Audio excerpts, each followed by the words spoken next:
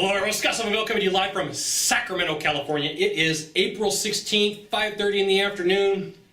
We're going to get started talking about what happens when you have coaching and how do you know when you're done and when you've completed and when to find another coach, okay? So the first thing is people will say, well, Scott, how do I know that I've reached the point of saturation with the coach that I have? And what I did was I drew out a bell curve, okay? So like if you started here on income and you grew, and then all of a sudden you're starting to revert backwards and you're not finding things that are going on and you've implemented everything that you have and that person is out of information and they can't help you, that's going to be the time to step over and find another coach. And there's nothing wrong with that. Eventually all coaches end up running out of help that they can give somebody and then they move on and find another person. And, you know, coaches understand this, that, you know, there's a life cycle of a client, that there's only so far that they could take them. There's only so far that I could take a person, and then I realize, okay, I'm going to have to hand them off for another specialized piece of knowledge. Now, understand that the more specialized knowledge that somebody has, the more it's going to cost you. So the more difficult the problem is to fix, typically the more it costs to fix that problem. And so what happens is, as people increase in the scale and they move up and they have coaching, typically, if this is $10,000 for the coaching process, the next step up is probably going to be 20 or 30. So be aware that in that process, that as you grow and the income grows, to get to that next level, there's going to be an increase in the cost of what's going on.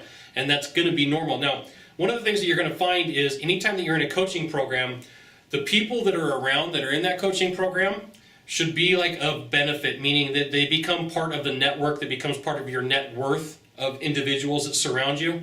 And you're going to find that over time, as you start dealing with people and increasing your income, you're going to find a different set of friends, and there's nothing wrong with that. But what's going to happen is the friends that are down here in the curve that you've had, they're going to start trying to pull you back and say, hey, you're not the same guy that you used to be, you're different, there's challenges, you don't come out with us anymore, you don't do what you used to, you're just not the same guy. And what that is that's them seeing the weaknesses in themselves for the most part, and it happens a lot because they don't believe that they could do it. So like all of a sudden you are an evil person because you found success and now you're not like them anymore.